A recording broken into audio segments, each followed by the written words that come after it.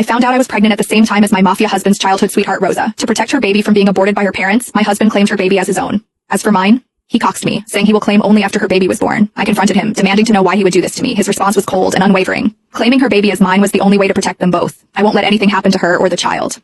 In that moment, as I looked at the man I had loved for 10 years, I realized my love for him had died.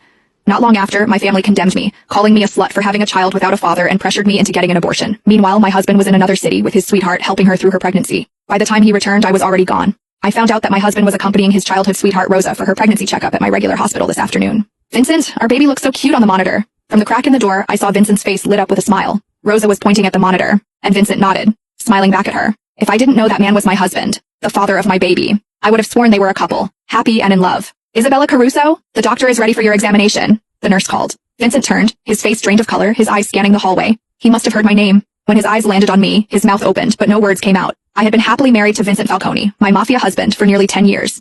This year, I was finally pregnant with his child.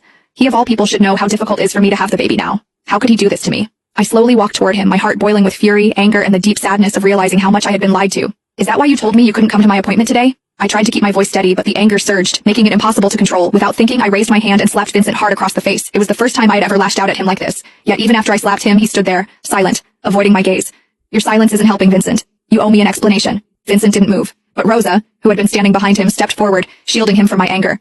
Mrs. Falcone, Isabella, right? She said, her voice shaking. Blame it all on me. Vincent did nothing wrong. It was my mistake, Isabella. I'm the one who got pregnant. Blamed it all on you, huh? I scoffed, the bitterness in my voice clear.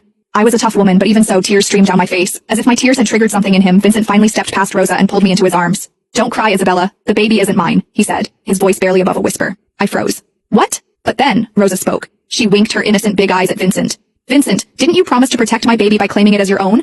Why are you telling her now? Protect her baby? What the hell was going on? I broke free from Vincent's arms and stared at him. What the fuck is happening right now, Vincent? What the hell is she talking about?